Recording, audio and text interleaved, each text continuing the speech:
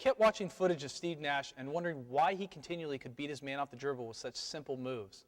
After recording a few games, I started to realize how the timing of his footwork was the key to his success. A lot of coaches teach the traditional hesitation and go move to their players. The move is great, however, the move really doesn't maximize your efficiency. For the traditional hesitation and go move, the player will hesitate with the ball at the side of their body, almost in a palming position. As they shimmy with their shoulders in an upright position with their hand on the side of the ball, they step off their weak foot to explode to the basket. For the weak stutter go move, you want to attack your defender and start with a hard dribble downward with your strong hand. In this situation, it would be my right hand.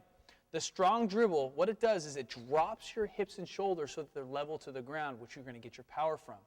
Instead of the hand moving on the side of the ball like a traditional hesitation and go, it'll actually be, after your bounce, propelling you forward on top of the ball as you take a stutter jab with the weak foot. Lastly, you want to incorporate a simple trick that Michael Jordan made legendary during his playing days. I call it clipping the defender. Whenever I pass my defender, I want to clip the back of his knee in order for him to knock him off balance and allow him not to drop step. So if you notice, I make my move here, and I drop my hand to prevent Mario from drop stepping. Now you do not need to use a hard hit. You can just use your pinky. It's just knocking him off balance slightly so you can get by on your initial move. Also, if Mario reaches on one of my moves, I can use my clipping hand to knock down his dig hand that tries to steal the ball. So if you notice here, I come through, I do my weak stutter attack. He brings his hand into the ball, I knock it down instead of clipping, which will also knock him off balance so I can continue my move to the basket. The counter to the weak stutter go is the weak stutter crossover. When teaching the crossover, a lot of coaches and trainers teach you to step with your strong side foot first and then cross your man over.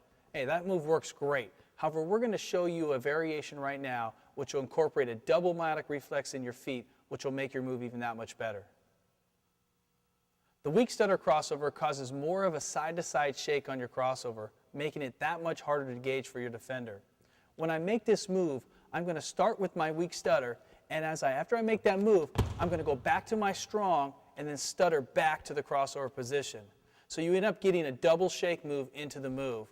Left, right, left.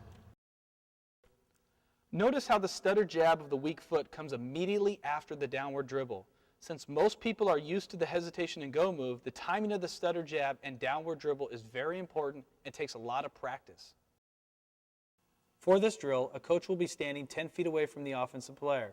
The offensive player will attack the coach and perform the weak stutter go move. Make sure as you pass the coach to focus on clipping the coach's back of knee, which will reinforce you are low to the ground, protecting the ball from defenders' hands, and utilizing your core and hip flexors into your move.